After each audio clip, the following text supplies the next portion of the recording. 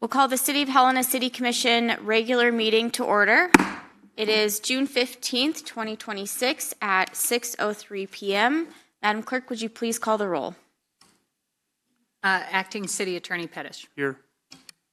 City Manager Lake. Here. Commissioner Reed. Here. Commissioner Rigby. Here. Mayor Dean. Here. And for the record, Commissioners Gustafson and Commissioner Logan are excused this evening. Right. Would you please stand for the Pledge of Allegiance? I pledge allegiance to the flag of the United States of America and to the republic for which it stands, one nation, under God, indivisible, with liberty and justice for all.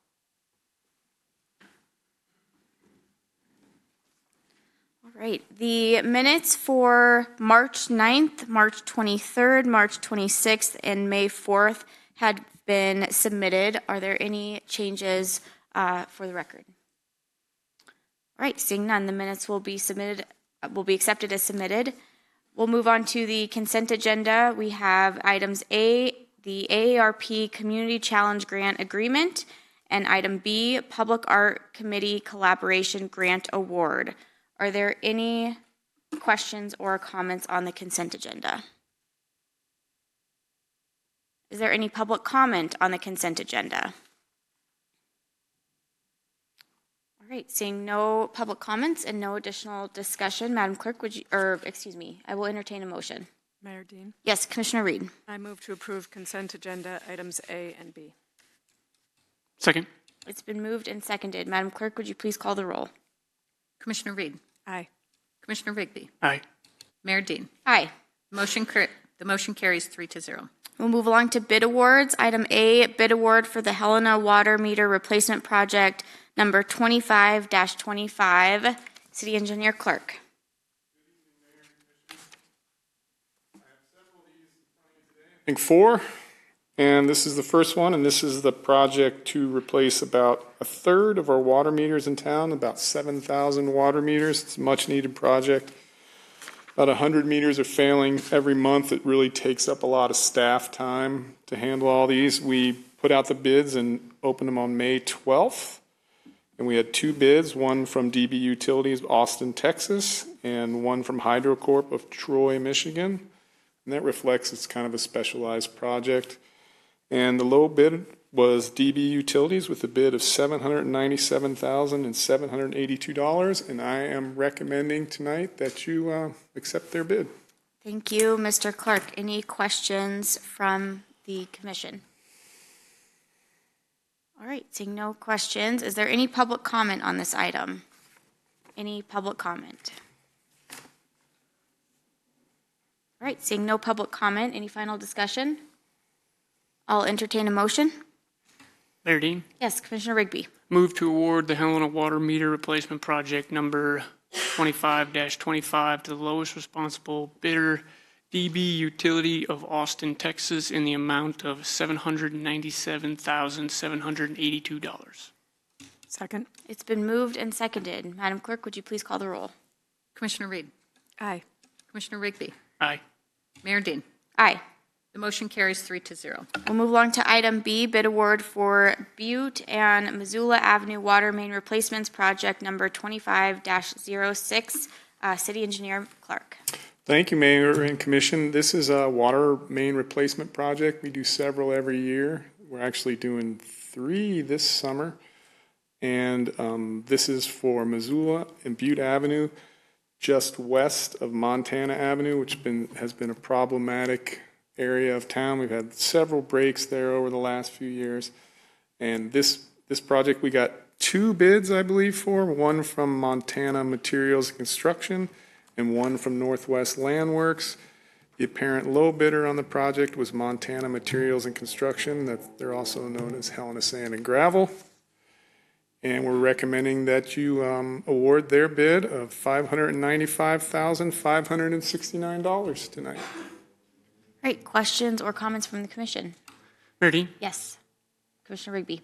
I just wanted to touch on the age of infrastructure, just because it seems to be a common topic nowadays. And I mean, 1899 is pretty crazy that we still use these pieces of infrastructure today. And was looking at things, I just want to make a comparison to see what was invented in 1899. Paperclip, thought that was pretty crazy. So just trying to compare the first paperclip to this water pipe, think about the first paperclip. Like this gets used every day. We don't think about it. As you can see in the project, it has reduced fire flow, so it hasn't been upgraded as the years have gone on. And unfortunately, we are the ones here after 127 years that it has to be replaced. So these are just things we don't think about, and our infrastructure is expensive, and I think 1899 speaks for itself. So Mayor and Commission, I think about it every day. me and you both. And we do have some pieces of infrastructure within the city, like the Hale Tank, for example, that are even older than that, but they're going strong, and I'm pretty sure that they'll outlive all of us.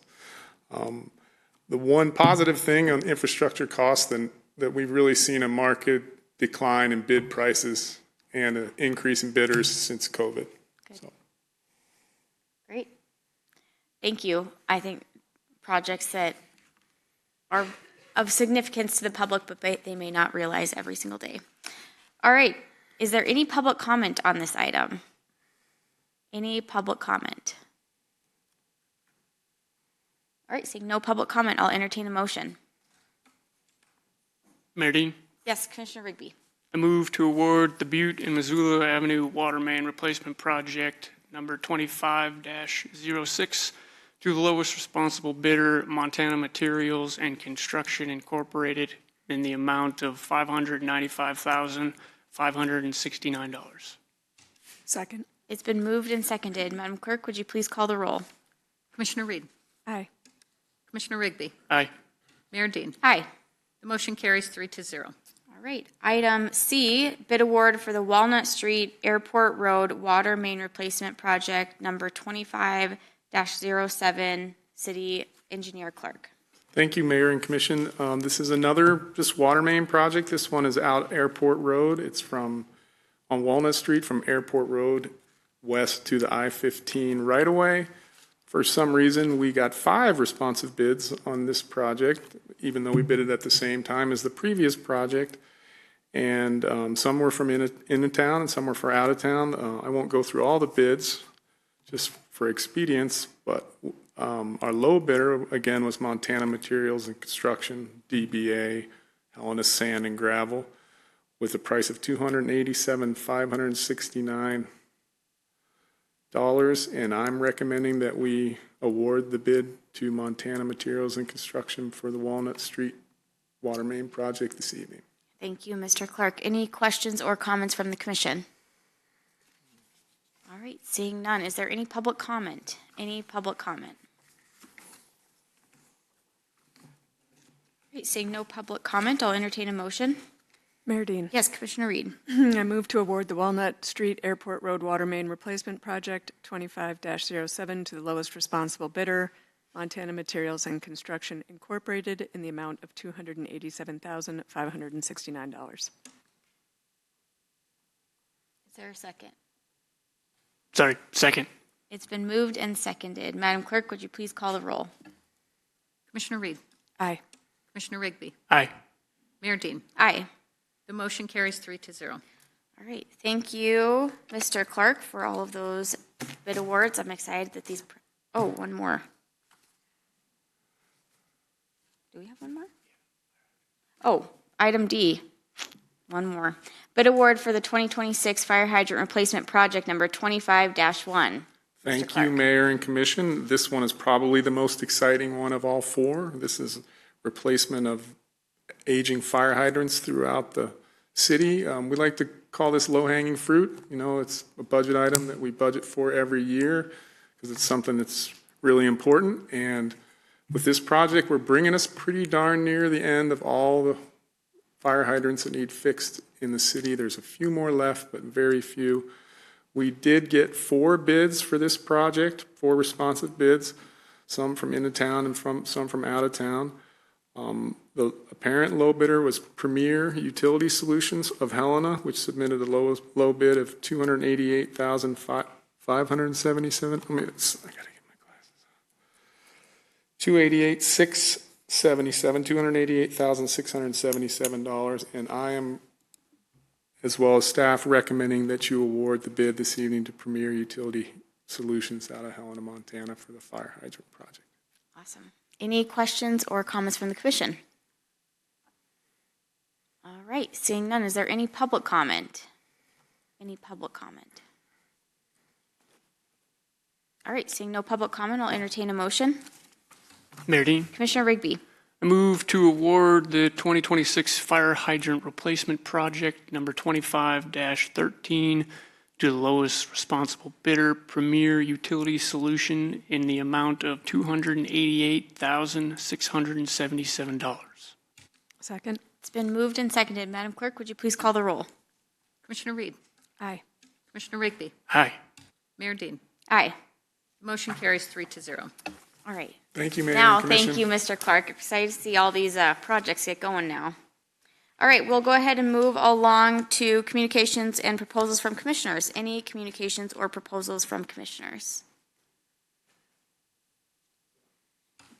Mayor Dean? Yes. I was just going to comment on a great weekend with the Governor's Cup. It was great to see the activity downtown. Got a chance to stop in, talk to some local business owners, and the traffic that they get this weekend is really good.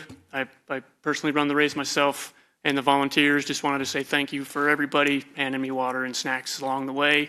It's really awesome to see the community and the state come together for an event like that, so it's pretty awesome. So thank you, Helena. All right. Seeing no additional comments, we'll go ahead and move on to the report of the city attorney. Mayor and Commission, I have nothing to report tonight. Okay, thank you. Report of the city manager. Thank you, Madam Mayor, and good evening, commissioners and members of the public. You may have seen some smoke and flames up on Mount Helena earlier today. I am happy to report that that fire is now 100% contained. No injuries have been reported, and it is under investigation currently. I will note that the fuel mitigation work that was done by our Open Lands team played a significant role in helping the firefighters quickly contain that fire. So we're very grateful to our Parks Department for that. The City of Helena Fire Department worked alongside DNRC, the Forest Service, and other partners to respond to the incident. You may have seen a DNRC helicopter who did more than 20 bucket lifts over that area. And because of the 100% containment, our crews have now mostly vacated that and handed command over to DNRC at this point. We do have about 6 members still up there who will likely monitor that fire for the rest of the evening, along with our partners. So huge thanks to our fire department and our partners, DNRC, Police Department, Parks Department, U.S. Forest Service, for that quick and very effective response today. A couple announcements. You may have seen the work going on around the transfer station. That work is meant to widen lanes for safety and flow. That's been a much needed upgrade for the past 10 years at least. You'll also see that the transfer station will be closed the 18th and the 19th. That is a holiday weekend, so just please take note of that and plan accordingly. We also have an event coming up, an America 250 event that the City of Helena is doing jointly with our Montana 250 Commission. It'll be July 8th, starting at 3:30 at the Flag Plaza at the Montana Capitol. We're very excited about this event. We have a number of community leaders, veterans, organizations, kids who will be participating. The event is meant to commemorate the first public reading of the Declaration of Independence, which occurred on July 8th. So we hope that you will come and join us. It should be a great time with live music and food trucks and a lot of great community. Next, I want to turn it over to an introduction. As you are aware, our HR director is planning to retire later this month.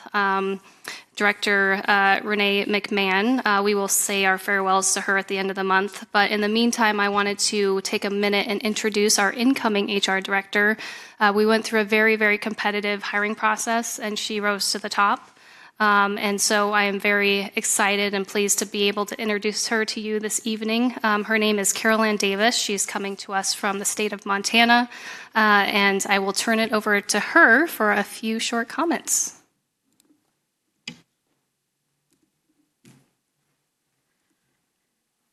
Good evening, Madam Mayor and Commissioners. I'm Carol Ann Davis, and I am very excited to step into this role for the HR Director for the city.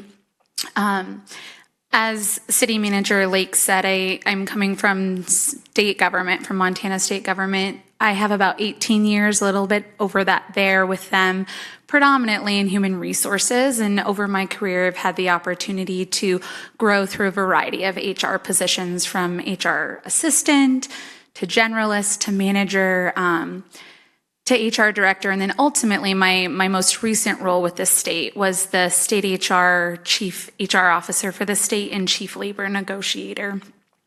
And so today is my first official day. And I would just say, to give you some insight into who I am, the approach so far that I've taken throughout my career in human resources has been really about supporting people and strengthening the work culture and building collaborative relationships to help organizations thrive with both management and employees. I believe in practical, people-centered solutions and creating environments where employees feel valued, supported, and connected to the mission of the organization. I think that's really important too. So thank you, and I just want to let you know I'm grateful to start this opportunity and to partner with you all in supporting the workforce and the goals of the city. We are so thrilled to have you. Thank you for choosing the City of Helena. And I'm just very excited to see where you take this position. I think your ethos is very much aligned with where we want to be as a city, and really being a place where people are driven by the mission of the city and wanting to serve their community. So very excited to welcome you on board. Thank you.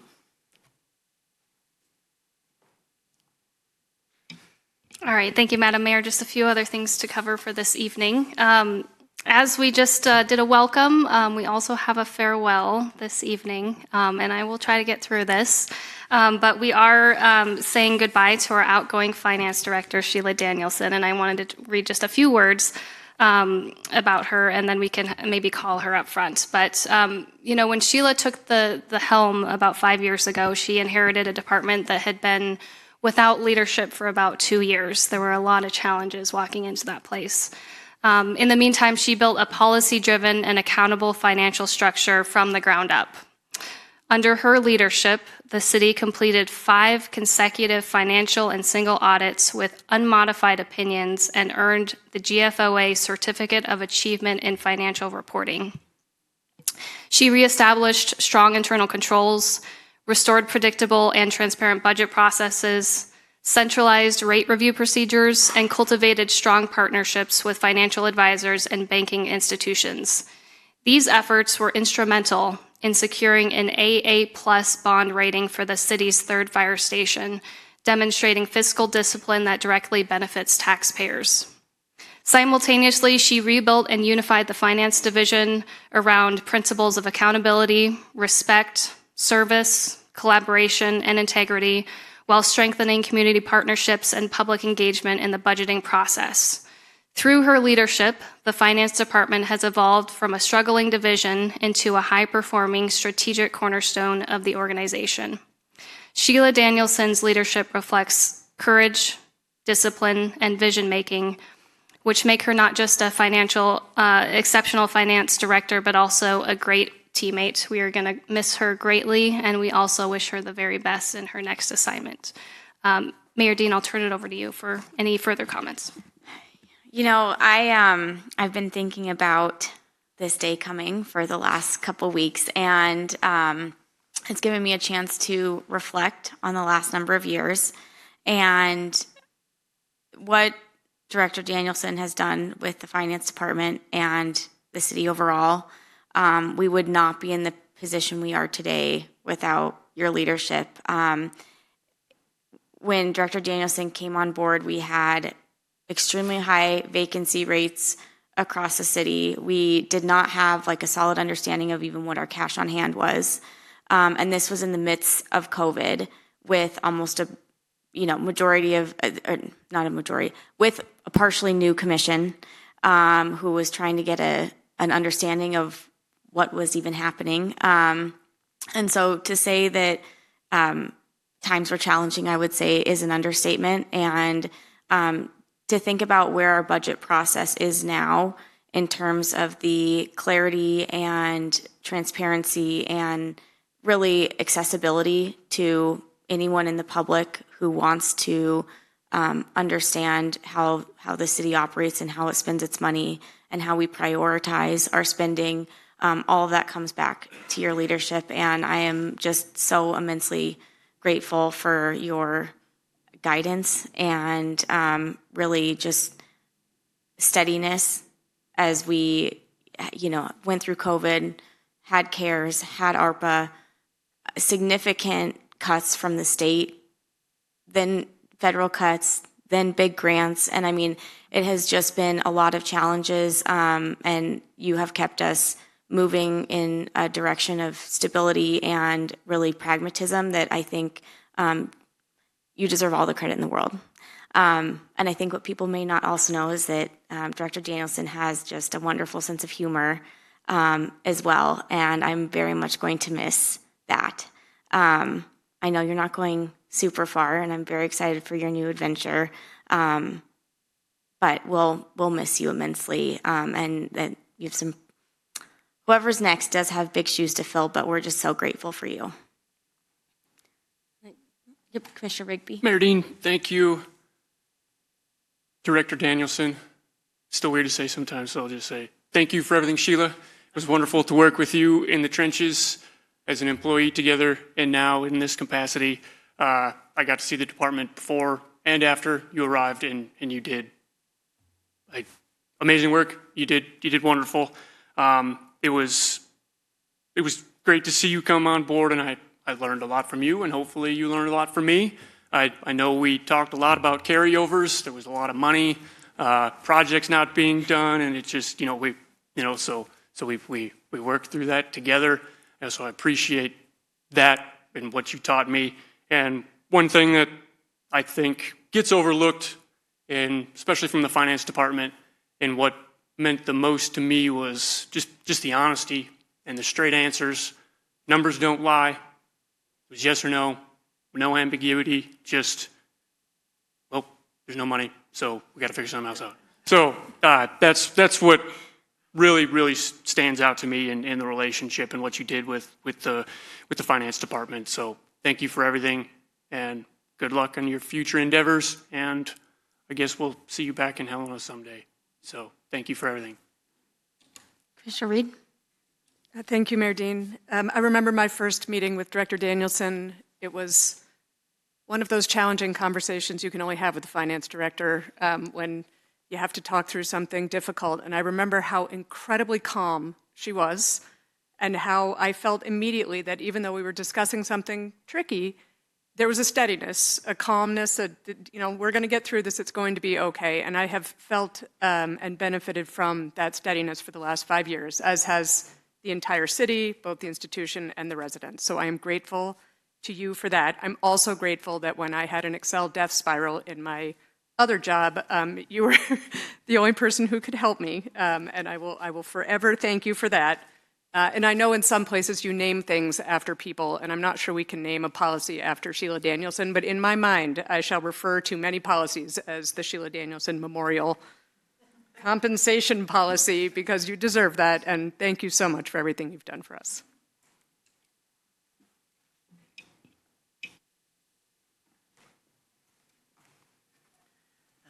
Mayor, if I may. Yes, please. I just want to say that I don't want to cry, but it has really been an honor to serve the residents of the city of Helena. I have learned a tremendous amount and gained so much knowledge since I've been here. It's been really exciting for me to be able to apply best practices in government finance and watch them grow and come to fruition and be able to carry them out here in Helena. We went through a major software conversion, which was also a very big culture shift to the organization. And I think that it was, we got everybody on board, some kicking and screaming, but we got everybody on board. And it's just been an incredible honor to serve the residents. And I am not selling my home. My husband and I will be coming back here because we do love the Helena area, and we look forward to retiring here. I have some new adventures, and speaking of all the challenges that I faced, I think I have some new challenges that I'm facing where I'm going, but I believe that I can step in and take off where the other finance director left, and I certainly hope the same for the city of Helena. I have to say that I get really nervous because when you've put so much of yourself into a role, it's not just a career. It's what I do. It's who I am, and you put so much into it. You just want to hang on to it and say, "Oh gosh, I hope that the next person can just come in and take it to the next level." And I really hope it's a younger, energetic person that can come in and bring new ideas and efficiencies and freshness to the role and take the city into the next 20 years with that energy. So thank you very much for all of your support, and thank you, Manager Lake, for your support. And I've met so many incredible people here, and I'm going to miss them all. And thank you. You're the best. And I think before you walk away, we have one more. Okay. We did want to present you with a small going away gift. And I do want to note that I'm going to give you 2 weeks and I'm going to call you in your new role. Yeah. see how it's going. Thank you.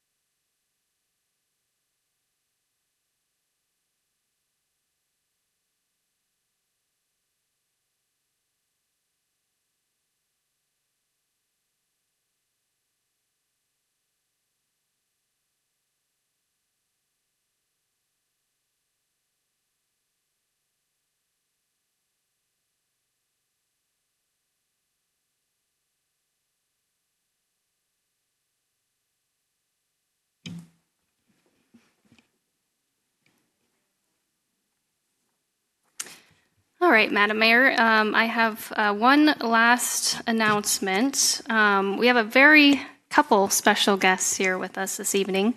And I'll preface this first by talking a little bit about the Spirit of Helena Award. The idea of this came just from hearing of all, I've been in this role about 6 months now.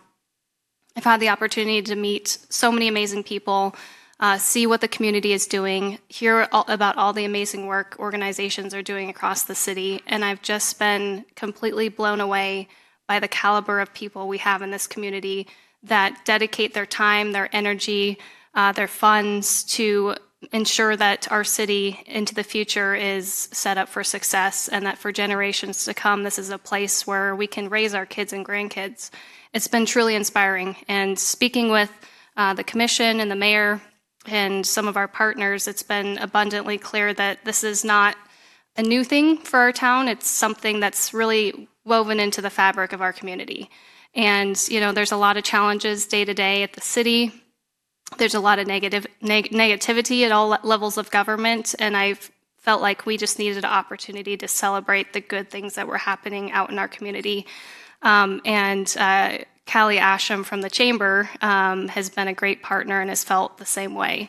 And so we came together and created this award. It's called the Spirit of Helena Award. It's a monthly award, and it's presented to people that really exemplify the values, character, and the community spirit that make Helena special. And we received a number of nominations this year, or this month, and it was just incredible to go through them all, and incredibly difficult and almost impossible to pick just one winner. So we are so excited to be able to present our first winner this evening, but I will first turn it over to Callie for a few words from her.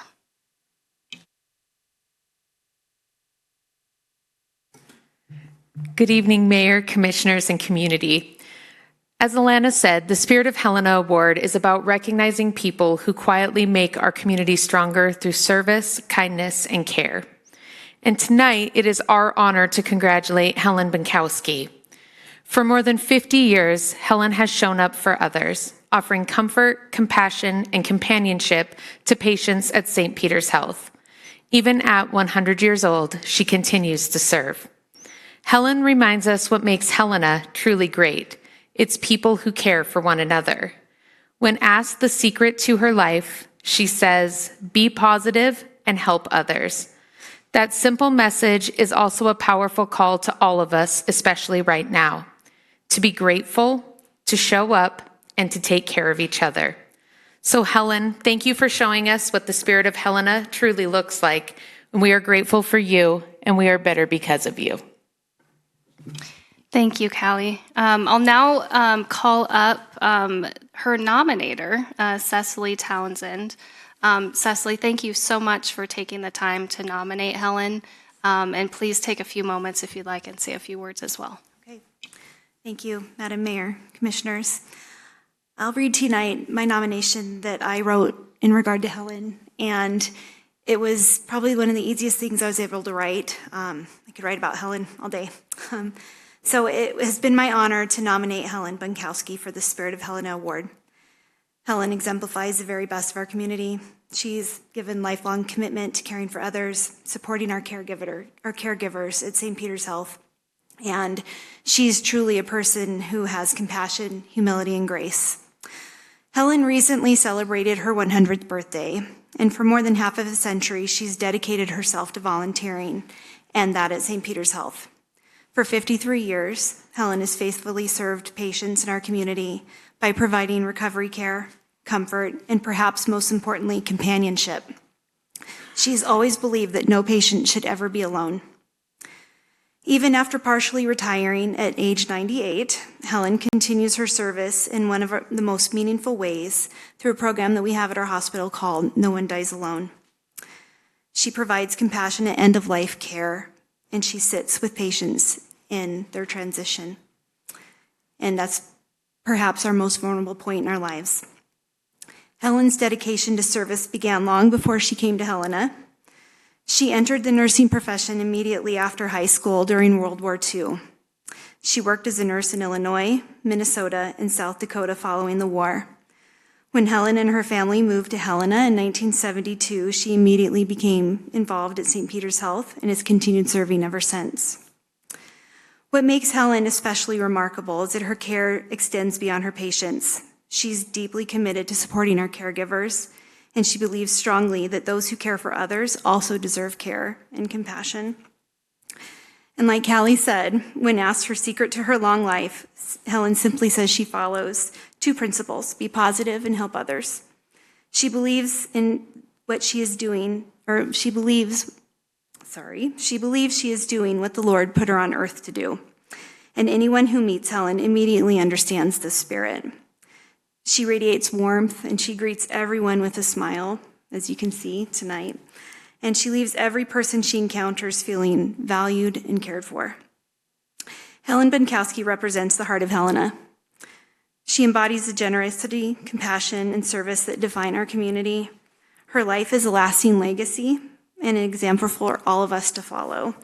Helena is fortunate to be a community of givers, and Helen's lifetime of selfless service stands as one of the finest examples of that spirit. For her extraordinary dedication, unwavering compassion, and lifelong commitment to our community, I can't think of anyone more deserving than Helen. So, thank you, Helen. Thank you. Thank you, Cecily. Helen, would you like to come up and say a few words?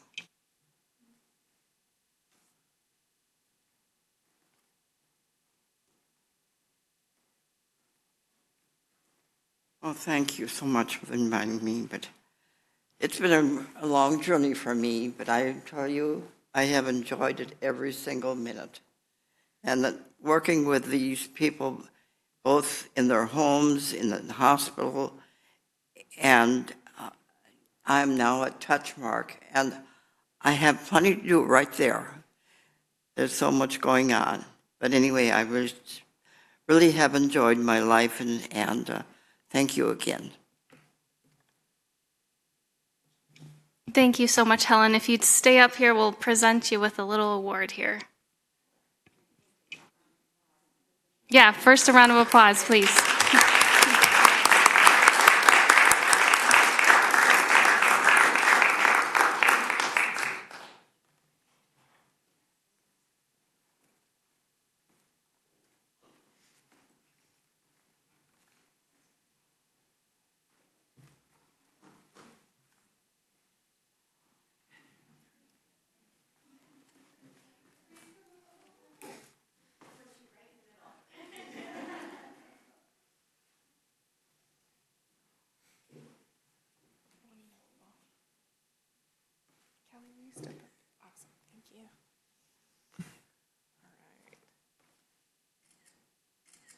We're going to take a lot so everybody's eyes are open.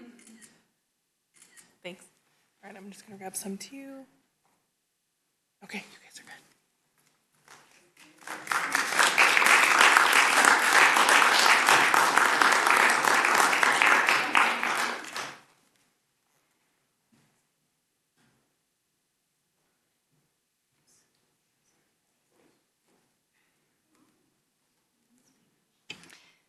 Thank you, Madam Mayor and Commission. And with that, I'd just like to encourage you all to continue your nominations. The nominations for this month are open, so we look forward to reading them. Thank you so much. I could not think of a more perfect first awardee of the Spirit of Helena Award. You are just a treasure, Helen. And when I mentioned to a couple people in our family and friends who was receiving the award first, and they said, "Oh, of course, she deserves it more than anyone." And so we are just so grateful to you for supporting people in our community, and I think, as you said, some of the most vulnerable times. And you are a treasure, and Helena is so lucky to have you. Okay. Mayor Dean, Please, yeah. I don't want to ruin the moment, so I'm just going to say incredible. Great. Okay, we will move right along then. Next up, we have communications from the Helena Citizens Council.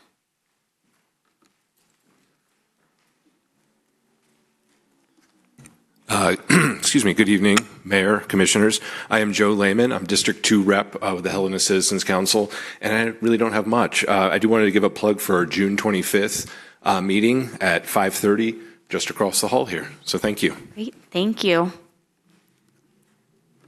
All right, we'll move along to any questions for HCC? Okay, seeing none. You're off the hook.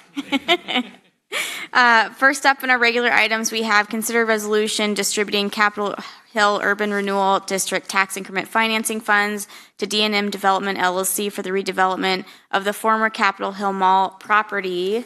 And we have Ms. Ray with us today. Thank you, Mayor and Commissioners. Yes, as you said, there is a request for distribution for the first time ever of Capitol Hill Mall tax increment financing dollars. The application was received in the first instance back in 2021 under then City Manager Rachel Harlow-Schalk. At that time, there was not really ample funding, I think, to consider such a request, is my guess. And then we received the same request, I believe under the tenure of former City Manager Tim Burton in 2023, early 2023. At that juncture, we actually went as far as considering bonding for the project to make the developers whole for the cost of some of their eligible improvements at the mall site. We did not proceed further at the time with that. Again, I cannot speak to why we didn't pursue that, but fast forward a few years, and we are now able to bring the application forward at a time when we have quite a bit of accrued tax increment financing dollars available for requests. We're sitting at about $2.3 million, and we anticipate earning approximately $800,000 going forward every year. So back to the actual application. As we know, the mall site involves the demolition and redevelopment of the entirety of the property. For the sake of this application, that included some eligible aspects of infrastructural improvements and utilities. So those would be streets, sidewalks, curb and gutter. There was work on water mains, sewer mains, stormwater drainage, landscaping, and of course a massive retaining wall on Prospect Avenue. So understanding that the funding is now available, and as I'm aware, there was a presentation made at an administrative meeting last summer for this proposal, and the applicant has stated that they are willing to receive reimbursement for eligible costs in the form of 5 annual payments starting no sooner than September of this year. They would be approximately $500,000 each year to get to the nearly $2.5 million requested in full. The newly seated Helena Urban Renewal Tax Increment Financing Advisory Board did review this application in the course of their May meeting on May 12th and unanimously recommended funding approval with the 5-year payments to be made to D&M Development LLC.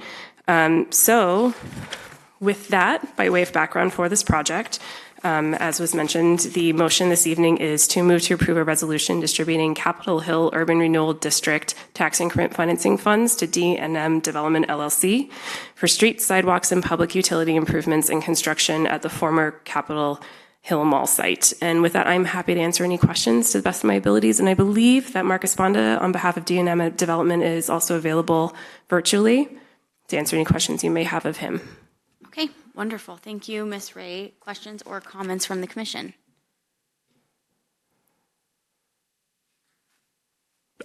Just glad to see it moving forward.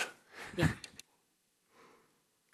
I will just say because we've had the projects on this site in the works for a number of years, I think sometimes it's hard to remember. You forget what it was like before, and I think about all the times where I would walk into Hennessy's with my grandma and grandpa, and then the mall continued to just kind of disappear into a big empty building. And since then, I think, this redevelopment it's hard to imagine, how much it's changed in even just the last 10 years. And so I'm grateful for the investment in our community by the developers, and glad to see that we are able to start making movement on this Capitol Hill URD. All right, seeing no additional questions or comments, is there any public comment on this item? Any public comment? All right, seeing no public comment, any final discussion? All right, seeing no final discussion, I will entertain a motion. Mayor Dean, Yes, Commissioner Rigby. I move to approve a resolution distributing Capitol Hill Urban Renewal District tax increment financing funds to D&M Development LLC for the redevelopment of the former Capitol Hill Mall property. Second. It's been moved and seconded. Seeing no further discussion, Madam Clerk, would you please call the roll? Commissioner Reed. Aye. Commissioner Rigby. Aye. Mayor Dean. Aye. The motion carries 3-0. Okay, we will move along to item B, consider transportation systems parking code revisions. Director Knopke. Good evening, Mayor and Commissioners. I have the presentation that I gave you the other night at the admin meeting, if you'd like me to go through slide by slide, but these are parking code revisions that have been needed for some time now, with just the new technology. Some of the things that were presented back when these were first written are no longer in force. So if you would like me to, I'll go through the slide deck, or I can just answer questions if you have them. Any initial questions? Let's maybe just a brief overview, and then it may prompt some questions or public comment.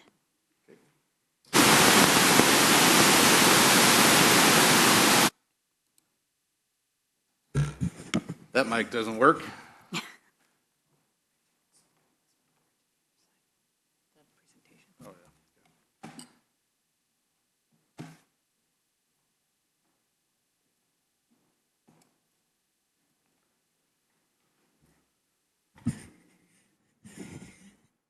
All right, Mayor and Commissioners, these are the slides.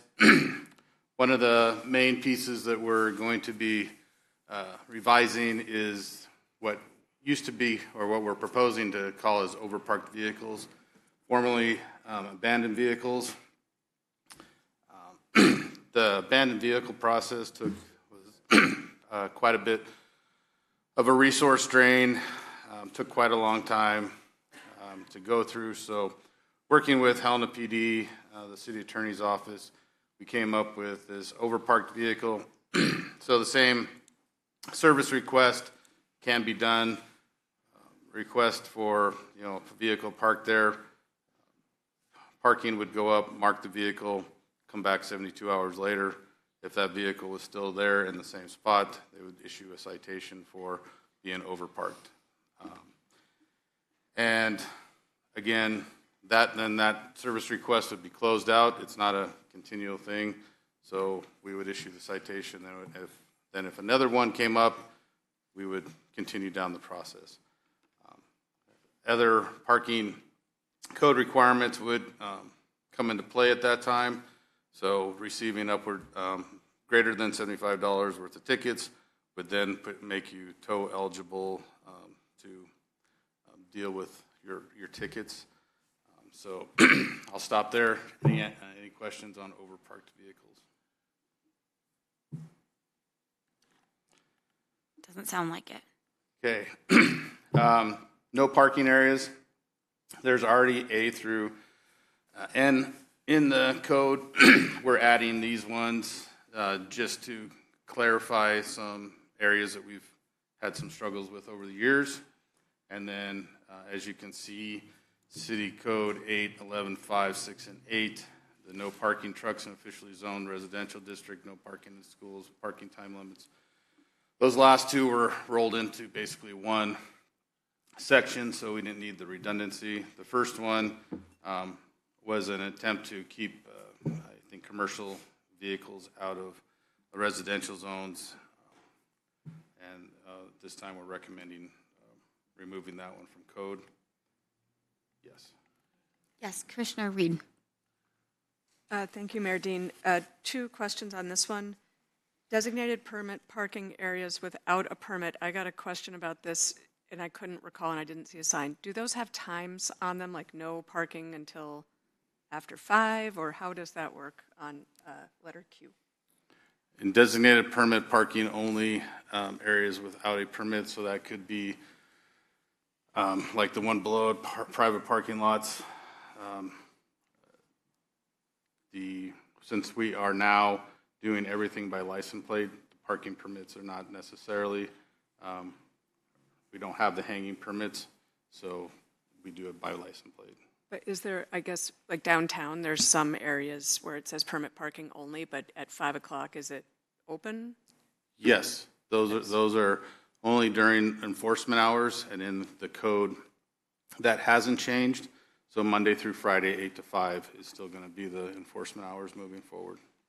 Okay, and then if I might, just a second question I got. Letter T, in more than one designated space, is that bad parking, or is that like with a trailer? So in a city-owned parking lot or parking structure, that is when someone's taking up 2 designated spaces with one vehicle. Okay, and again, I get questions about these things. Sometimes the stripes are hard to see. Is there leeway if it is hard to determine where, in fact, one space ends and the next begins? Mayor and Commission, yes, that's what the appeal process is for. Then we'll have photos. We'll be able to look at it and go from there. Thank you. Moving on, disability parking. This is a longer section. In a nutshell, prior to this proposed revision, since it was a misdemeanor to park there, Helena PD had to issue the citation, and it wasn't to the vehicle, it had to be to the driver. Again, a drain on resources for somebody to stand around and wait for the driver of the vehicle to return. So in light of that, this now gives not only Helena police, but also designated code enforcement officers to ticket those areas and this is one that we've heard from, about for a number of years.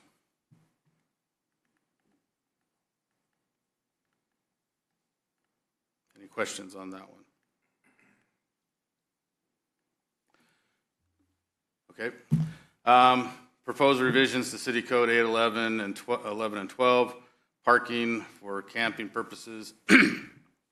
We're striking out the section of or within a half mile of the city limits because we can't enforce outside the city limits, so we're striking that since we were going through this.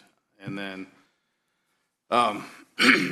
just some other language that's duplicative in some of the other sections of this code.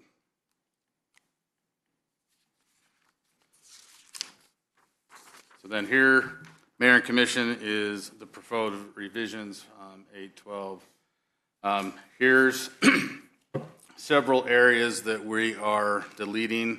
We don't have parking meters anymore, meter operation, meter collection, notice of violations, rental of off-street parking stalls. These are all within either in a standard operating procedure, deleted entirely, or within our current fee structure. There's the buses and taxi cab zones. We haven't had those for quite some time. So, any questions on those deleted sections? I don't think so. Mayor and Commission, 821-2, tow or immobilized vehicles. This again goes back to the $75. This does have some revisions that the city attorney's office felt that were needed on the process, not necessarily the amount. So this, along with some other sections, will be revised to reflect that kind of language. Most of it was that we need to exhaust any attempt to notify the registered owner of the vehicle of said tickets. And here's that procedure piece. It's a long piece. Keep it going. Tonight was the first reading. The public hearing is set for July 6th, and that is our recommendation to move this along and set the public hearing date for July 6, 2026. Great. Thank you, Director Knopke. Any additional questions for Director Knopke? Mayor Dean? Yes. Just a comment. Just want to say thanks to the Transportation Department and city attorneys. I'm sure appreciate keeping things in our jurisdiction and clarifying some verbiage and languages. And I know going through policy and city code probably isn't everyone's favorite thing to do in the world, but it's a lot of work, and thank you. Thank you. All right. Is there any public comment on this item?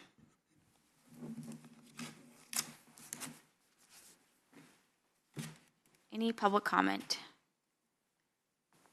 Seeing no public comment, I'll entertain a motion. Mayor Dean. Yes, Commissioner Reed. I recommend approval of the ordinance updating the City of Helena's parking enforcement by amending chapters 11, 12, 13, 14, and 21 of Title 8 of the Helena City Code and setting a public hearing for July 6th, 2026. Second. It's been moved and seconded. Madam Clerk, would you please call the roll? Commissioner Reed. Aye. Commissioner Rigby. Aye. Mayor Dean. Aye. The motion carries 3-0. All right, we'll move along to proposed sidewalk code revisions. Director Knopke. Thank you, Mayor and Commissioners, again. We went through this slide deck, but I'll run through them really quick. This first slide was revising that just the general term of major renovation or additions or expansions. We added some language that's included in the city code already to give some sideboards to what that means moving forward if this were to pass. The second piece, as the commission probably remembers, we set a deferral for owners for sidewalks and those improvements in those areas that basically had no roadway improvements. This is just to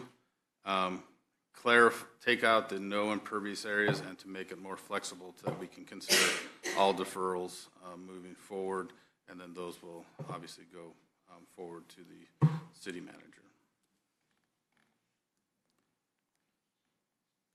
Mayor and Commissioner, this section came about from, and I'm not going to get the conference correct, so from a city attorney's conference and discussion about sidewalks and adjacent property owners.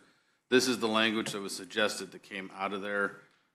It helps basically designate or shows the liability of, there's only a few minor word changes, but it's better in the eyes of the state and the city, but I'll let the attorneys discuss any of the minute details if you have any questions. Acting City Attorney Pettish, would you like to expand on how we got to this revised language? Yes, Mayor and Commission. So this language, as Director Konopke noted, came from some discussions with MMIA, our insurance provider, as well as some discussions with other cities and their city attorneys. This language is, if I remember correctly, almost, I think it's exactly the same as Bozeman's. And the purpose of this language is to clarify what I believe the city code intended from the start, which is to clarify who is responsible for fixing the sidewalks. Our previous code did not have that provision of may provide notice. So the may provide notice is now included in this new code, which alleviates the city of some of that liability that was not intended from the beginning. So this is clarifying and I guess, yeah, clarifying that old code and the intention behind it. Great, thank you. Yes, Commissioner Reed. Thank you, Mayor Dean. A question on this. I got a question about boulevard trees. If you have a sidewalk in front of your home and there's a boulevard tree and the roots come through and break the sidewalk, whose responsibility is that? I don't recall this code off the top of my head. Commissioner Reed, Director Konopke, do you recall? Mayor and Commissioners, this has been going back and forth for some time. Boulevard trees are part of the landscaping. The maintenance and upkeep are directed to the adjacent property owner. There are some caveats to that. If you want to trim or whatever, or take out a tree, there's got to be approval from the Parks Department. And I think to Commissioner Reed's point, I think that is another area of code that we could clarify so that everyone is understanding. I'm sorry, just to follow up. So I think what I heard you say is it would be the property owner's responsibility if the tree came through the sidewalk. Did I hear that right? Mayor and Commissioners, at this time, that's how it's been interpreted. But again, this is something that we should probably look at just to make sure that there's clarification on both sides. All right. This next piece is just housekeeping. Paved can mean concrete, but we just thought we would leave the term as sidewalk, so we're recommending removing paved or brick sidewalk to include all. So this piece of code comes in Chapter 8 about snow removal on snow and ice. As you can see, previously we had zoning designations, which the Community Development Department recommended that we remove.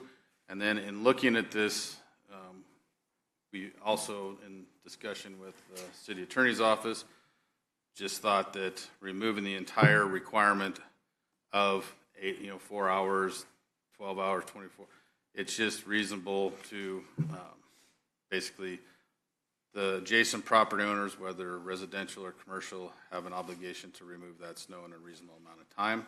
And so we just left that language broad like that. This will still follow our same procedures, where if we get a complaint on a sidewalk, our code enforcement will go out there. They'll leave a door. If they confirm that there's snow that has been shoveled, they'll leave a door hanger saying that they'll return within 24 hours to re-inspect, and then we'll go through our normal process. So there is time to get the sidewalk shoveled, but felt that just opening this up for a little bit broader interpretation for reasonableness is the better way to go. Yes, Commissioner Reed.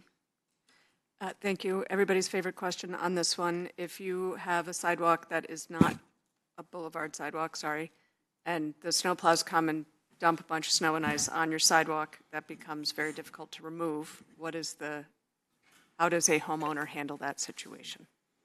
Mayor and Commissioners, on that issue, we would request that the homeowners submit a ticket so that we can go out and see if that's the case.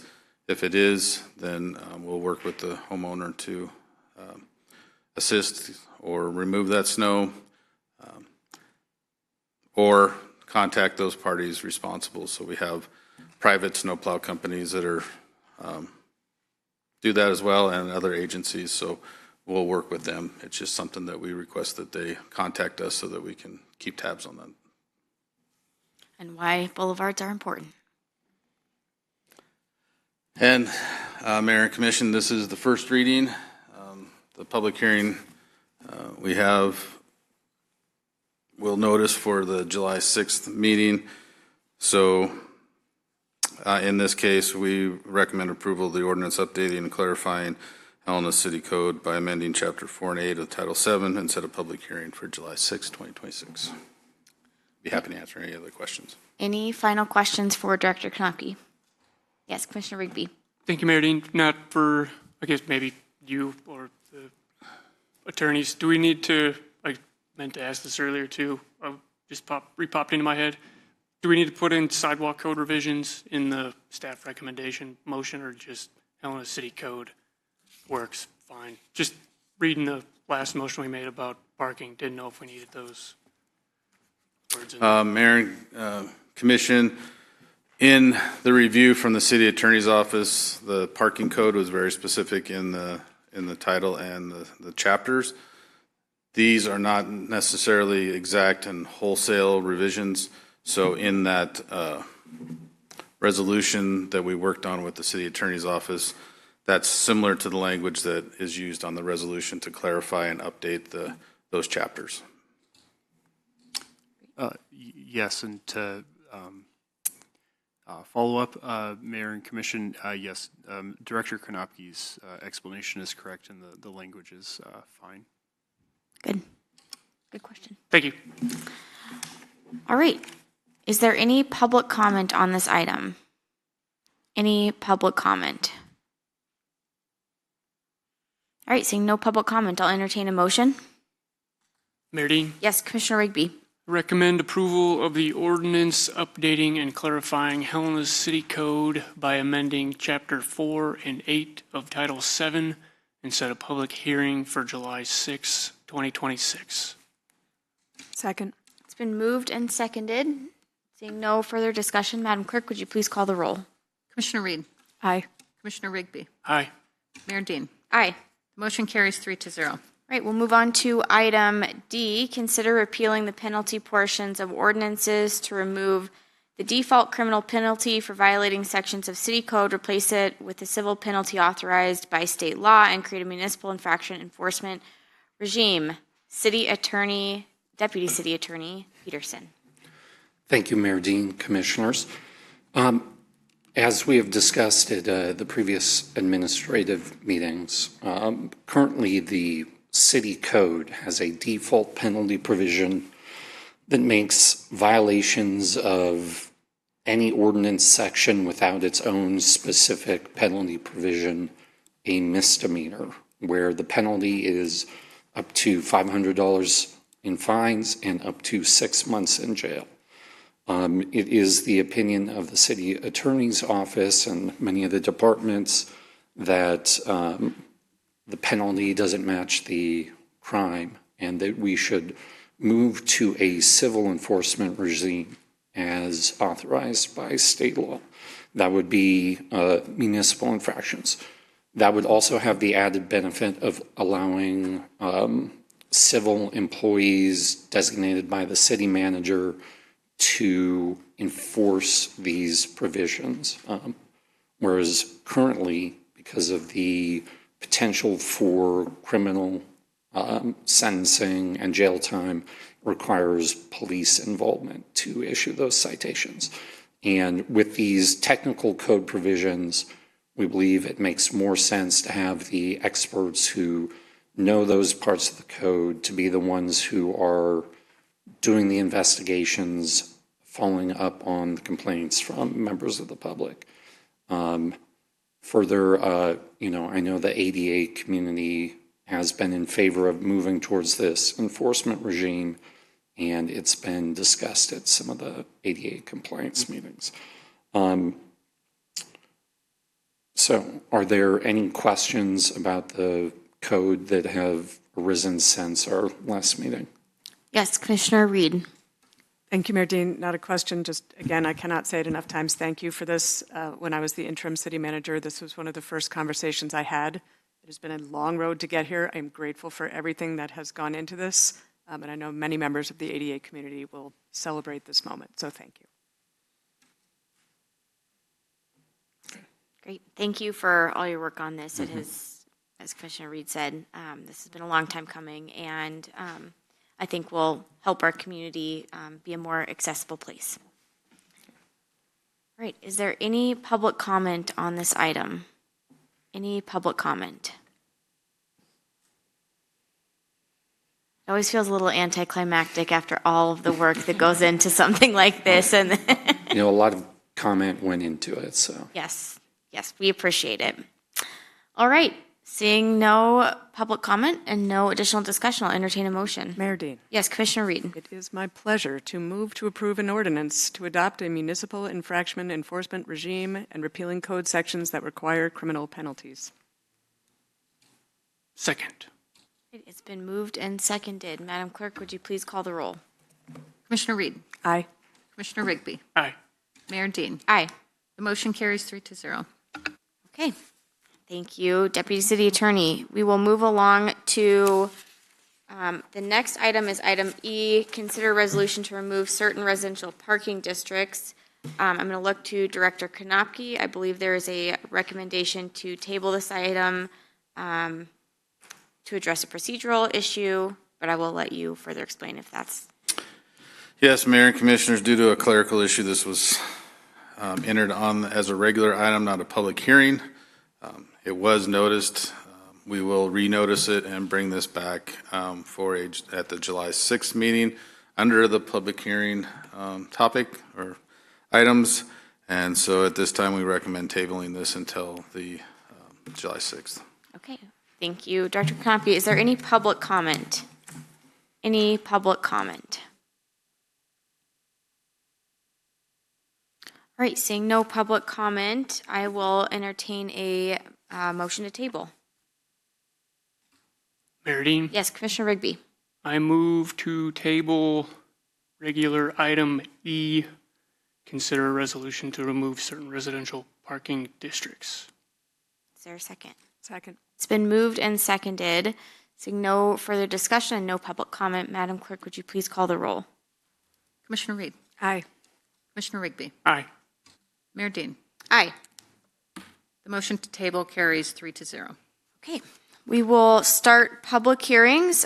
First up, we have item A, consider a resolution adopting the preliminary budget, budget authorities, and appropriations for the fiscal year beginning July 1, 2026 and ending June 30th, 2027, and setting a salary for the municipal court judge.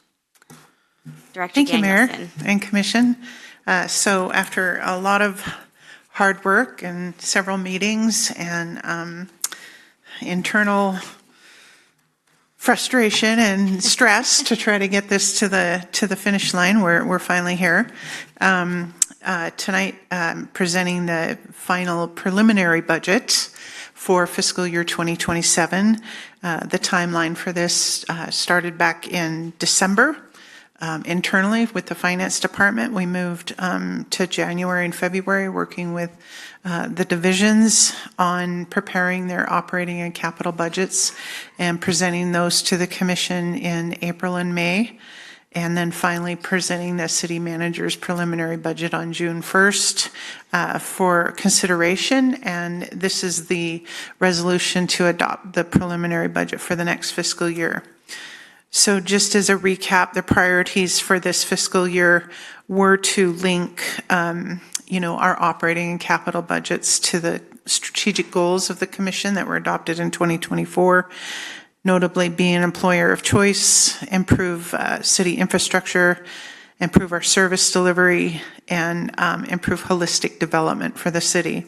So all of our budgets were designed and our goals were reviewed to be in line with those strategic goals of the Commission. This particular budget includes $108.8 million in revenue. That is down about 10.4% from the prior year, primarily in the other financing area of the budget, which included in fiscal 26 a GEO bond and for $7 million, some federal grants that we budgeted last year that aren't in this current year budget, and similar sources of revenue. General fund is budgeted at $29.1 million in revenue. This is only about a 2.5% increase over the prior fiscal year. It represents only a 1% increase in tax revenue. That particular estimate will be finalized with certified values coming in August, and then we'll be able to set our tax levies and also adopt our final budget. Hopefully have this is a very conservative forecast, which I think is prudent. I think at the time that we get those certified values and then set the mill levies, there may be, other options to discuss further appropriations from the general fund. If the Commission decides to do that at that time, I think that would be an appropriate time to do that. There is $123.2 million in expenses budgeted. These are down about 4.6% from the prior year budget. Of the $123 million, $27.3 million is budgeted in capital expenditures, $3.5 million in debt service, and $44 million in personnel services, which tends to be one of our larger operating expenses. The personnel costs are about 4.2% higher than they were in fiscal 26. This is primarily due to 2.7% COLA being proposed, as well as step increases. All of the union contracts that are currently closed, all of those personnel have been budgeted at a 2.7% COLA. The HPPA contract is currently open and being negotiated. However, we have budgeted a 2.7% COLA for the members of that union at this time. However, the final outcome won't be known until they close that contract negotiation period. So it also represents about a 5% increase in dental premiums and a 3% increase in medical premiums that the city is proposing that the city absorb. We are passing off a 5% increase of dental premiums for dependents off to the employees. That proposal only has a pretty minimal impact on the employee when we looked at it. Supplies overall were one of the heavily targeted areas for us to look at for trying to make sure that we're budgeting appropriately and able to afford a COLA for our general government employees. So supplies are budgeted at about 4.4% less than they were in fiscal year 26. Internal transfers are significantly less, but that primarily has to do with the GEO bond that we issued for the fire station in fiscal 26. There were some transfers into the GEO bond fund and then out to the capital fund. So that's the significant reason for the decrease in transfers, interfund transfers between the funds. Purchase services only increased about 1%. And fixed charges only increased about 2.8%. That particular line item represents liability and insurance premiums and rent. Rent is proposed to go up 2% for this building and 2% for the Law and Justice Center that house both city and county employees in those facilities. It also represents some banking fees. And internal service charges are slated to go up 18.4%. Those are our overhead allocations to other funds and also facility operating maintenance costs that are passed off to other funds. That was a pretty significant increase for a lot of funds to absorb.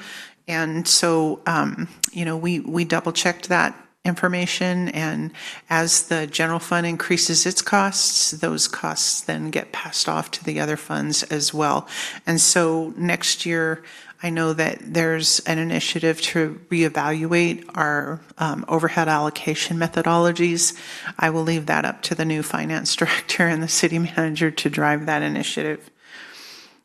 So we do have some transfers coming out of the general fund using both operating reserves and one-time cash flow. General capital, $500,000. That's for both parks, public safety, and facilities capital. We spoke to the commission about replenishing the medical health insurance fund, so there's a $50,000 transfer from the general fund over to the medical insurance fund to replenish the reserves in that fund that have been depleted. My recommendation is to continue that transfer over the next 5 years to help replenish the reserve. There is the $100,000 transfer to the Affordable Housing Trust Fund that was set by a resolution from the commission a few years back. We're transferring $370,000 to the Civic Center for operational support, $475,000 to the Transit Fund in order to support transit services, $80,000 to the Golf Fund to support help support the GO debt service in that fund, and $6,000 transfer to the Community Arts Program. So we'd originally look at the Community Arts transfer. We take the recommendation from Bridget Johnson, which is the facilities manager, which also is the liaison between the city and that fund to determine what that need is, and they do have some grants that are coming in. And so at the time that the budget was prepared, the ask was for $6,000 to support the projects in fiscal 27. Also of note is the increase in the transfer from the fire levy fund over to the general fund. This year, that transfer is about $800,000, almost about 80% of what we anticipate for tax revenue in that fund to help support fire personnel costs. And another item to note is a transfer of $252,000 between the 911 fund and the SSD fund. I know that the city manager will be making sure that meetings are scheduled to discuss that depletion of cash reserves from the 911 fund to support services in the SSD fund going forward. I think that obviously depleting the cash reserves in one fund to support another fund that's already had its cash reserves depleted because of deficit spending over the last few years is not sustainable. So there will need to be a resolution to that in the coming year. And we'll also have a transfer from the city shop central garage fund over to the LTGO bond fund. So we took a $1 million loan out a couple of years ago for repairs at the city shop. And in order to pay for that, the city shop then passes that cost off to the users of those services. And so they incorporate that $100,000 into their overhead rate to the other funds to collect and then pay for the GO debt service, the annual GO debt service for that. We budgeted $135,000 for on-step migration of the pay plan that the commission adopted at the last commission meeting on June 1st. So that had an impact of about $32,000 to the general fund, and then the remainder of that budgeted amount was to other funds. I think that this is a very conservative budget that we've presented. We had a lot of hard decisions to make. We looked at cutting operating costs where we could, but ensuring that we weren't reducing services to the community. Amongst several requests for new staffing, only one new staff member is proposed in this budget. And then there are also 3 vacancies that are approved positions but being held vacant in the fire department due to lack of available funding in order to fund those positions. We have heard from HCC, who presented their budget recommendations to the commission to consider. In addition to that, I updated some budget policies for the commission to consider that are in this budget book that will be adopted with the resolution. And then finally, the contingency reserve was established via resolution by the commission and is also incorporated in the budget. I know there was an ask for some more specific defining language for the contingency reserve. I haven't had an opportunity to do that, but Manager Lake has asked me to see if I can get her some ideas before my departure. And I will do my best to do that before I leave. So, one final note, a couple final notes that I wanted to make is that I know that this is the preliminary budget. We are currently using in this preliminary budget $92,000 of our operating reserve, our targeted operating reserve. So my recommendation is when we get our assessed values and set our mill levy, if there is any additional funding to try to restore that operating reserve to its target level before determining whether other appropriations can be made out of the general fund. I know that we're scrambling to find funding for a lot of things, and we're being pretty creative on how we go about that, for several different initiatives, and so we are being prudent, but we do also need to maintain our operating reserve at the level that we have set in our policies. So what's next? Tonight, hopefully the adoption of the preliminary budget. So the resolution before you is to consider a resolution adopting a preliminary budget, budget authorities and appropriations for the fiscal year beginning July 1, 2026 and ending June 30th, 2027, and setting a salary for the municipal court judge. After that, the budget analysts are working with the divisions on my favorite thing is carryovers. And they're working with the divisions on those, so they'll be bringing those to the commission for consideration. They'll first have conversations with the city manager so that she's up to speed on what those requests are before they come to the commission. We'll also be bringing assessment resolutions. Those are our annual assessment resolutions that are such as street assessments, urban forestry, open lands, etc. Those will be coming to the commission. We'll receive our certified values the beginning of August, the first couple of days in August, hopefully. Be setting the mill levy for the city for fiscal year 2027, and then adopting the final budget at a special meeting that is scheduled for August 31st. With that, I think that I've covered a pretty broad topic and a short summary, so I'm happy to answer any questions that you might have. Questions for Director Danielson? Yep, go ahead. I have a couple. Can we back up for a minute to the SSD budget? So 911 dispatch.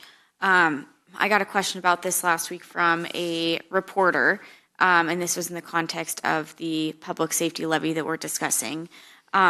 These are two separate things, but can you explain how SSD and 911 dispatch is actually funded and by whom, and maybe why we are having to make decisions to support it? Obviously a critical piece of our emergency infrastructure, but something that I don't think most people have a firm understanding on.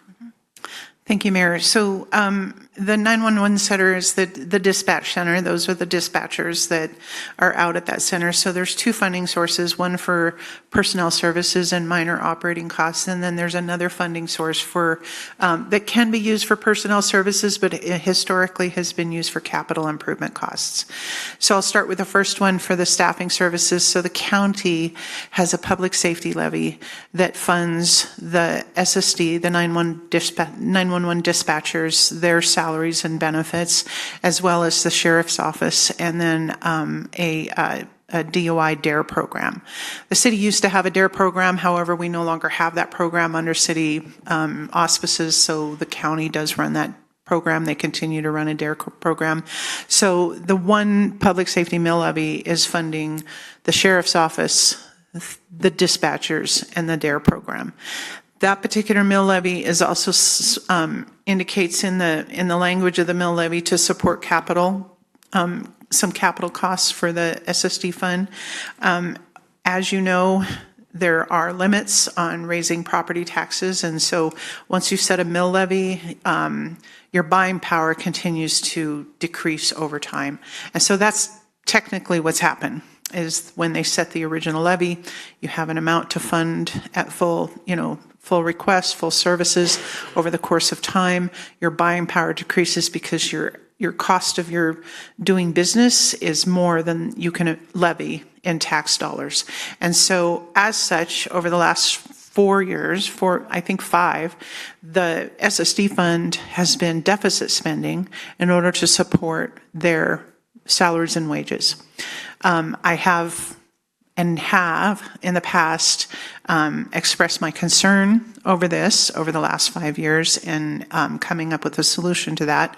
However, there hasn't been a viable solution proposed at this time. I did warn that this was the year that fund has no more money and some decisions need to be made.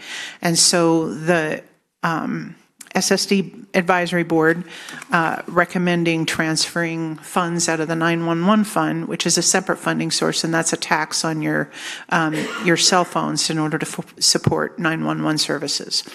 Again, that particular tax that's on cell phones and phones has historically been used for capital improvement costs. And so that's why we have 2 separate funds, one that is primarily maintained for capital improvements and one that supports the staffing. And so this is the year that there was no more funding, no more cash reserves in the SSD fund to support personnel. And so the recommendation was to fund it with cash reserves from the 911 fund. That is not a sustainable solution. It was a difficult one to even propose for this fiscal year. However, we do have to work with the county on that, and I know that the county is committed to meeting with the city to come up with a solution for that so that we're not proposing that same situation next fiscal year. Do you know what the dollar amount that the county is contributing from their general fund? From their general fund to the, so I don't believe that they support their sheriff office with their general fund funding. I could be wrong. You'd have to. Okay, so they're not going to make up any of the difference. They have not proposed to make up any of the difference. They feel that the sheriff's department is already a tight budget and that they need the funding to support that division. Thank you for that explanation. I think this is one of those that I like to remind people that city residents are also county residents. And so we also pay county taxes and all of the rest, county levies. And this is something that we are going to have some, I think, conversations about. All of this is a symptom of the larger problem of our levies losing value every year. And so it's obviously something that 911 dispatch is like the core of emergency infrastructure. But I do think that it'll be important for us to have, a frank conversation around when the county is going to start making some decisions about how to fix this fund with the knowledge that levy values continue to decrease year after year or lose value year after year. And when the city general fund is making up the difference for a county fund, we are also county residents. So it's just food for thought. I think something we really need to have some thorough conversations about over the next couple of years, because this is not a sustainable path moving forward. Agreed, Mayor Dean. Mayor Dean? Yes, Commissioner Rigby. I did have a question. on how long have we been doing the affordable housing, and have we done anything with that yet? And how do we do that? Thank you, Commissioner Rigby, Mayor Dean. I believe that resolution was 2018 or 2019 when they started that. I know that the fund had already been established when I first got here in 2020. So although I don't know that there was a lot of funding in it. And so one of the opportunities that came to be able to fund that fund was some general fund savings that were as a result of the CARES Act and also ARPA funding opportunities that the city received. And so we were able to put a pretty big chunk of money in there, over about $2 million, I think. And then since then, we've been transferring $100,000 a year from the general fund reserves into the Affordable Housing Trust Fund. I don't have the cash balance off the top of my head, but we did have one project that came through, and it was the Twin Creeks project that had, and I'm going to defer to Director Brink, but I believe there were 72 units that were for affordable housing for that particular project. So we did loan them a construction loan, and then they will pay us back. I think that's coming up next year. There was a 3-year construction loan, and then they'll pay us back the construction loan, and then we re-loan them a permanent loan for that particular project. I don't believe that there have been any other viable projects that have gone through the advisory committee that were eligible for funding. However, Director Brink has brought back some revisions to the Affordable Housing Trust Fund in order to perhaps expand the opportunities for the use of that fund. So I know that Director Brink is working on that. Thank you. And for when we do a loan and we get paid back, is it set up like a revolving fund that it'll keep generating? And so is that? Yeah, yes, Mayor Dean, Commissioner Rigby, that is the intent, is that it would act as a revolving fund. Thank you. And I wonder briefly, during our last admin meeting, one of the things we talked about was how the general obligation debt at the golf course works, and that is deed restricted land. Can you talk about who is responsible for that general obligation debt? Yes, thank you, Mayor Dean. So the general obligation debt, it was a GO bond that was for about $2.1 million.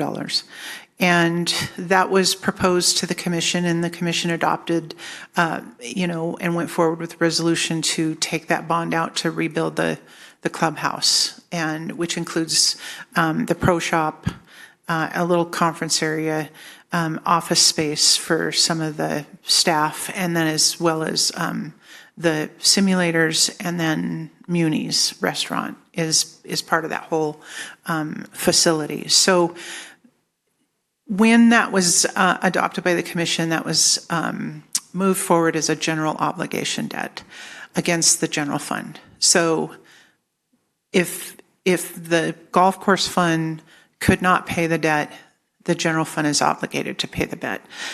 It's not a revenue bond like you would see normally with an enterprise fund.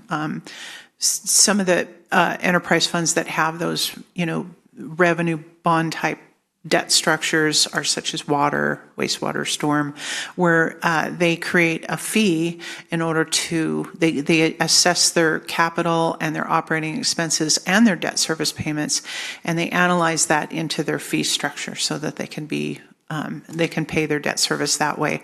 Unfortunately, after that bond was adopted and passed, then we went into COVID. So that particular facility had some pretty tough times for a few years, even struggling to stay open to the public. And so with the great management that it's under right now, it's a thriving business. And I think that the golf course the golf course fund and the the managers there have really turned that facility around into being a resource to the community. And in spite of all of their efforts with raising their golf fees, with, keeping up with the pace of cost of living, they're still unable to save money for capital and also support the entire debt service of that GO bond. The entire debt service is about $145,000, $146,000 for that particular bond. The general fund has been depleting its contribution toward that GO bond over the last several years. We were paying all of it and then also giving them some operating cash as well when I first started here in 2020, and now we're down to just supporting $80,000 toward the debt service. So one of the struggles that particular fund has is the general fund overhead allocations to it. We have a couple of other funds that struggle with that too. The Civic Center, our open lands, and our urban forestry funds also struggle a little bit with those general fund overhead allocations. It's based on a formula, and if you're part of the formula, you get allocated overhead. So I think that's perhaps something that the future finance director can evaluate to determine, the equitability of that particular overhead allocation formula. I think in the end, if you don't allocate it overhead to them, then the general fund just has to kind of absorb the costs. And so that to me is probably the other alternative. And so we all know the struggles as well as the general fund. So that's a long answer to a short question, but the general fund is obligated to pay the debt service should the Gulf Fund not be able to pay it all. Thank you. One more question? Yes, Commissioner Ridley. Thank you, Mayor Dean. Just for clarification, you said it a few times, but could you explain GO bond? Just a little bit, yeah. Yeah, so GO, I shouldn't use acronyms, so I apologize. GO is general obligation debt. So whenever you issue general obligation debt, there's two different types of general obligation debt that we can issue. One is the full faith and of the commission to raise taxes to support that debt. And then there's the other general obligation debt that's just the general fund is used to secure the debt. So in this particular bond, the general fund was used to secure the debt. We did not, it was not the full faith and credit of the commission to raise taxes to support that debt. We're just using the general fund as the responsible party to pay the debt. Perfect, thank you. All right, any additional questions? Yep, Commissioner Reed, go ahead. Not a question, just a comment. Thank you to everyone for getting through this. I know it was a tough year, and we've had that conversation many times, but again, thank you for that.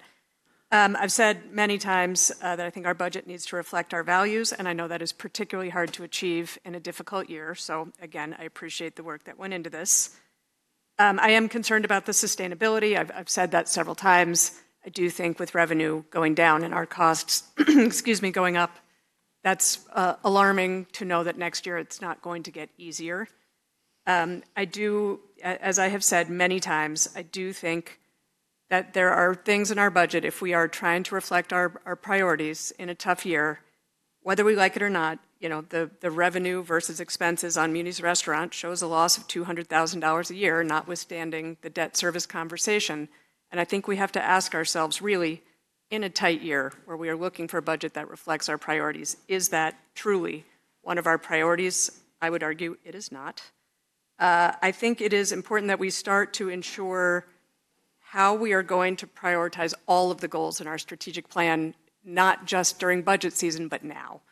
I know if we are going to prioritize being the employer of choice, there have been some conversations over the last few months about needing to cut services, and I don't think we want to be in that position. So I hope that as a commission, we can begin the conversations now to make sure we are not prioritizing one goal at the expense of the others. And two specific things I hope we can begin discussing as soon as possible is, one, a discussion around, what's the word I'm looking for? Investing in our walking mall infrastructure. I think we have talked so much about new visitors coming to town. This is an enormous undertaking that I think needs a discussion and not just in April. and a discussion about what we can do with munis as an option to see if there are other ways we can sustain that service to the community, perhaps through a concessionaire license or some other options. Again, it's something I've been saying for quite some time, and I hope we can begin those discussions. But I close again with a thank you. I know this was a difficult year, and I'm grateful for all the work. Thank you, Mayor and Commissioner Dean. I reflect back when I first presented the general, budget overview to the commission. I would strongly urge the commission to start sooner than later on defining what your core services are, what your basic services are, and what your enhanced services are, and the decisions that need to be made, garner your focus on that, and determine what is a priority to not only the commission but to the community to use our limited resources on. Any comments? Great job. Thank you. I know a lot goes into it. In the water world, we measure our career by summers. So I'm sure you measure your by budget. So congratulations on another one. Thank you for everything again. I won't make you cry. Thanks for everything. And thank you for the carryovers. I know Director Leland appreciates that. Thank you, Commissioner Reed, Mayor Dean. No, go ahead. Well, you've heard, but thank you. I think that especially coming, this is our first year without general fund savings as a result of CARES and ARPA and kind of the upheaval, lots of opportunity for big federal grants that we had in the last few years. And, we are looking at a overall reduction in our revenues of 11%. The fact that you were able to, with the help of our amazing departments, lower those expenditures by I think 9% is I think a testament to how this organization pulls together and finds solutions. I do think that as a commission, we and an entire organization, I hope that we will all continue to think about how to be solutions oriented over the next year, especially as we are looking to find ways to solve the challenges in many of these budgets, some of which caused by, 1510, 420 in Montana Code, but also caused by pretty significant reductions in funds that we're seeing from the state and federal government. I was just on a National League of Cities transportation call, and they were looking at having a discussion about the transportation budget that House committees are considering right now, and it would be catastrophic to how we fund many important programs and services. And, municipalities are really where the rubber meets the road, and when other levels of government are not meeting those obligations or are cutting funding without a lot of other options, it always falls back on municipalities. And you have done an incredible job in making this work this year. And I wholeheartedly agree that we should be starting these conversations sooner rather than later. I think sometimes we have a lot of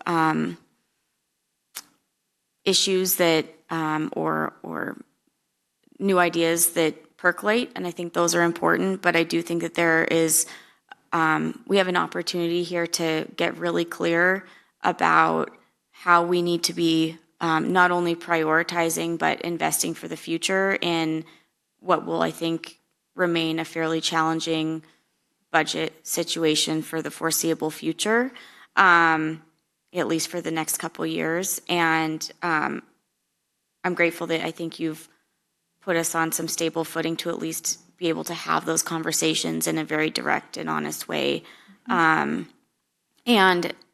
meet the, continue to account for the obligations that have been made, in in previous years in commission. So very grateful to you. Once the budget's done, I feel like that's when the fun part starts, like the bids that we had today. I'm excited that we'll get to have, see where the rubber meets the road. But I'm grateful, and congratulations on your final City of Helena budget. Thank you, Mayor Dean, and just again, Mayor Dean and Commission, I truly want to say it's been an honor again to serve the City of Helena, and I will definitely miss it, and I will miss all of you. Thank you. Thank you, Director Danielson. Okay, yes, Ms. Lake.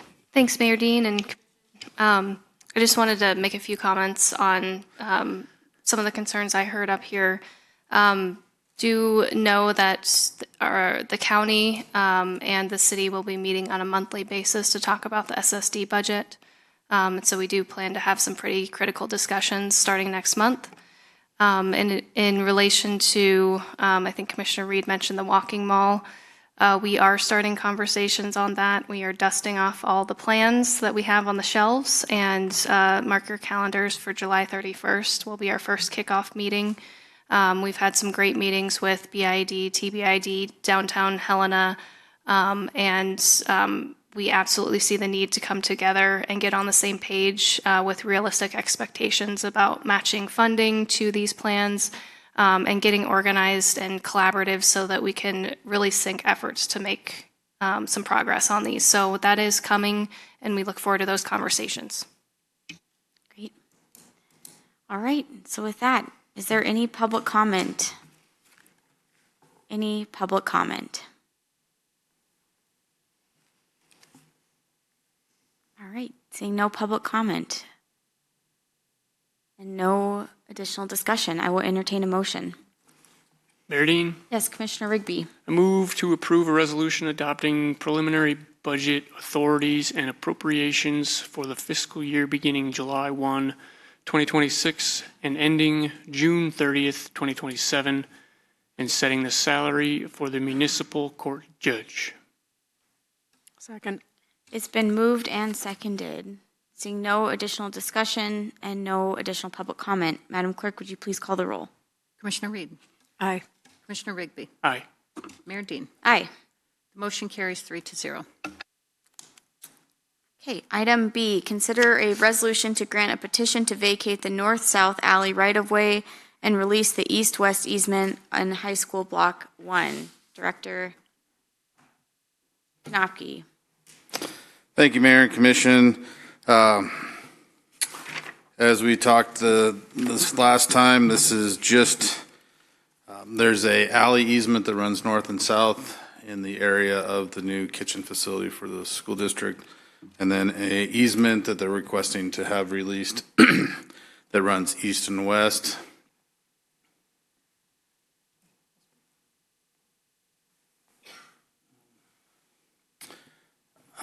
They're depicted on the exhibit that's on the monitor.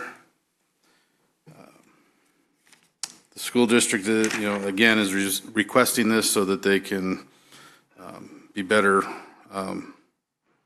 positioned to build their new facilities that they have planned. They have some proposed conditions, as with all with all vacations of right-of-way. That there's no existing utilities in the right-of-way. The city received no objections from utility companies, so no easements are required to be perpetuated. So it's our recommendation to approve the resolution to grant the petition to vacate the entire north-south alley right-of-way and release the east-west easement in High School Block number 1, or Block 1, excuse me. All right, questions for Director Knopke? Okay, seeing no questions. Is there any public comment on this item? Any public comment? All right, seeing no public comment. Any final commission discussion? Okay, I'll entertain a motion. Mayor Dean. Yes, Commissioner Reed. I move to approve a resolution to grant a petition to vacate the entire north-south alley right-of-way and release the east-west easement in High School Block 1. Second. It's been moved and seconded. Madam Clerk, would you please call the roll? Commissioner Reed. Aye. Commissioner Rigby. Aye. Mayor Dean. Aye. The motion carries 3-0. Great. Item C, consider resolution to grant a petition to vacate the Cook Street right-of-way between high school blocks 1 and 2. Director Knopke. Thank you, Mayor and Commission. Again, up on your screen, the yellow area is the piece of Cook Street that the school district is requesting to be vacated. They own the property on either side. Again, we have the standard proposed conditions. We see the Transportation Systems Department recommends to approve the resolution to the grant petition to vacate Cook Street right away between high school blocks 1 and 2. Be happy to answer any questions. Any questions or comments for Director Knopke? You're getting off the hook easy. All right, is there any public comment? Any public comment on this item? Okay, seeing no public comment, no further discussion, I'll entertain a motion. Mayor Dean, Yes, Commissioner Rigby. I move to approve a resolution to grant a petition to vacate the Cook Street right-of-way between high school blocks 1 and 2. Second.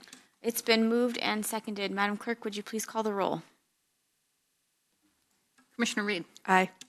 Commissioner Rigby. Aye. Mayor Dean. Aye. Motion carries 3-0. All right, is there any general public comment? Any general public comment? All right, seeing no general public comment, any final thoughts from the commission? Okay, with that, this meeting is adjourned.